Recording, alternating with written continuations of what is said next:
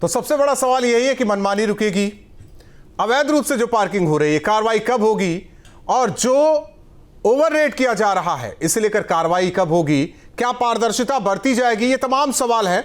हमारे साथ Dhirendra Singh ji BJP MLA जुड़े हुए हैं। मैं अनिल चाहता हूं कि आप उनसे सवाल कीजिए। धीरेन्द्र जी बहुत नमस्कार, मैं अनिल यादव बात कर रहा हूं न्यूज नेशन से। मेरी आवाज आपको मिल रही है? पहले तो बहुत शुभकामनाएं, जिस घड़ी का आपको इंतजार था वो घड़ी आ गई। 30 अक्टूबर को उद्घाटन होने जा रहा है आपके एयरपोर्ट का। जी बिल्कुल, आपकी सूचना के लिए मैं दिल से आपका आभार व्यक्त करता हूं। धीरेन्द्र जी ये एयरपोर्ट निश्चित तौर से इस जनपद और उत्तर भारत के लिए एक नई इबारत लिखेगा। धीरेन्द्र जी आपको आज जोड़ने का ना बड़ा खास मकसद था, क्योंकि सिर्फ आप एक विधानसभा के विधायक नहीं है, आप बहुत लोकप्रिय विधायक हैं। जिस तरीके से कोविड-19 में जो आपने काम किया था ना, वो पूरे देश ने देखा था। तो कोई भी गौतम बुद्ध नगर में कोई भी समस्या आती है तो एक उम्मीद की किरण आपसे जगती है कि लोकप्रिय विधायक हमारे धीरेन्द्र जी हैं, वो कुछ इसमें कुछ तो संज्ञान लेंगे और कुछ तो कार्रवाई जरूर करवाएंगे।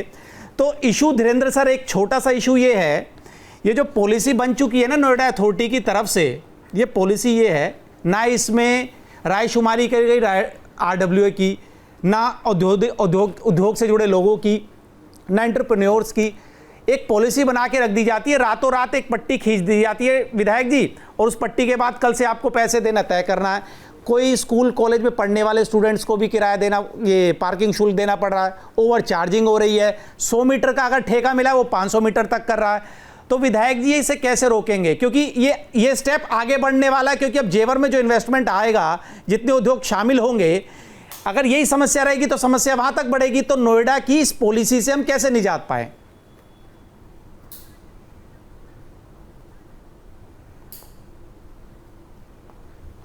देखिए अनिल जी, सबसे पहले तो मैं आपका धन्यवाद करता हूं कि आपकी भावनाएं मेरे प्रति जो हैं वो मेरे लिए प्रेरणा का विषय है। और जो आपने समस्या नोएडा की रखी है, यद्यपि मैं नोएडा से विधायक नहीं हूं, मैं समझता था कि आप एयरपोर्ट से संबंधित और जेवर विधान से संबंधित कुछ प्रश्न मुझसे पूछेंगे, लेकिन फिर भी मैं उत्तर प्रदेश विधानसभा का विधायक हूं और आपके माध्यम से बहुत सारी बातें अभी मुझे संज्ञानित हुई हैं जिनसे मैं भी चौंका हूँ। क्योंकि नोएडा ऐसी एक अहमियत हासिल कर चुका है, वो मुकाम नोएडा के पास है पूरी देश में और दुनिया में, कि इस ज़िले को जाना जाता है नोएडा के नाम से।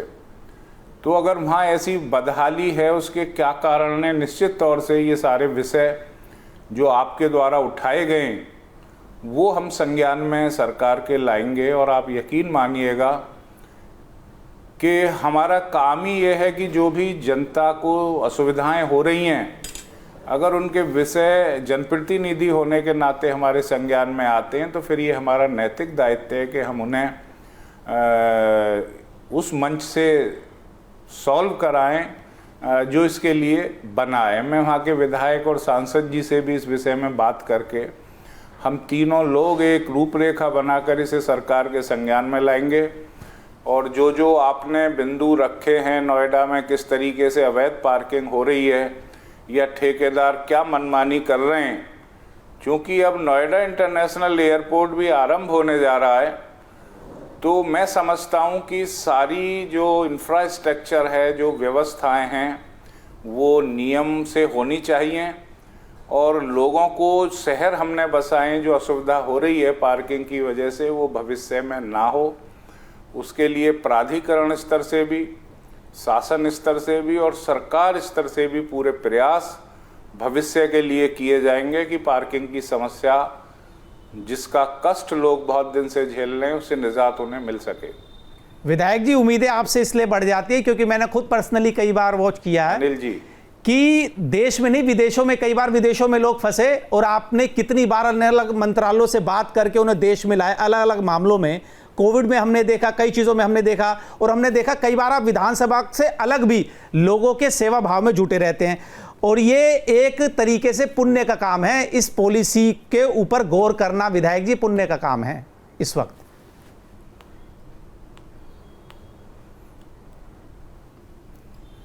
निश्चित तौर से आपने देखा होगा कि अभी जेवर विधानसभा में हाई राइज बिल्डिंग नहीं है, लेकिन मुझे अच्छी तरह याद है कि आपने और आशीष महेश्वरी, अमित चौधरी वगैरह ने लिफ्ट एक्ट के मुद्दे को उठाया, और आपने देखा होगा कि जब आप लोगों ने ये चीज़ संज्ञान में लाई तो उसे सरकार तक हमने पहुंचाया, और आज लोगों को वो लिफ्ट और एस्केलेटर एक्ट मिल चुका है। विधायक जी, इस पॉलिसी को, इस गलत पॉलिसी को लेकर कब आप सदन में मुद्दा उठाने जा रहे हैं विधायक जी?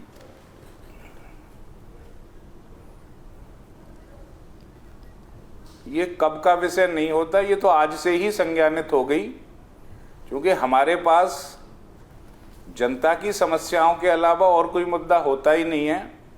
और हम जनप्रतिनिधि आज इसीलिए हैं, आज योगी जी का हमारे पास नेतृत्व है, तो आप यकीन मानिए कि ये समस्या आज से ही हमने अपनी समस्या मान ली, और आप देखेंगे कि आने वाले समय में जो तकलीफ़ें लोगों को हुई हैं वह आपको नज़र आएगा कि भविष्य में वो तकलीफ़ें न हों।